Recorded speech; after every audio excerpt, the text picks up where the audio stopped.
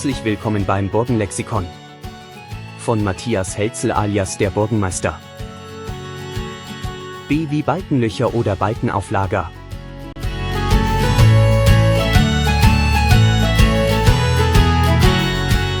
Oje, die Wand hat Löcher.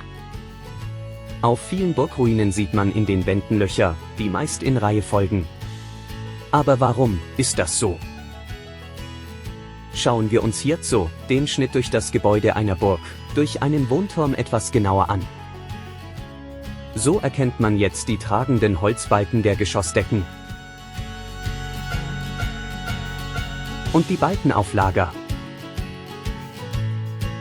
sowie die Aussparungen, die Balkenlöcher zur Stabilisierung im Mauerwerk. Auf dieser Balkenkonstruktion wurde eine weitere Lage Balken angebracht. Auf dieser Unterkonstruktion wurde nun ein schöner Boden verlegt. Dieser schöne Boden konnte aus gehobelten Brettern, also Holzdielen bestehen, aber auch Steinplatten wurden verlegt. Jetzt konnte in der Burg gelebt werden. Es wurde gekocht, gefeiert und sicher so manches Geschäft getätigt.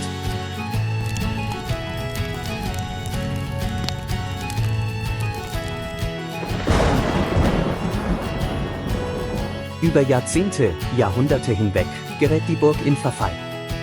Durch Feuer, durch Aufgabe oder auch durch Zerstörung wird die Burg zur Ruine. Alle Holzbauten und Holzbalken sind verschwunden. Von der Burg blieb nur noch eine Ruine mit kahlen Mauern und den Balkenlöchern, wo einst die Bodenbalken, Deckenbalken auflagen. So sind also diese Löcher in den Mauern der Burgruinen entstanden.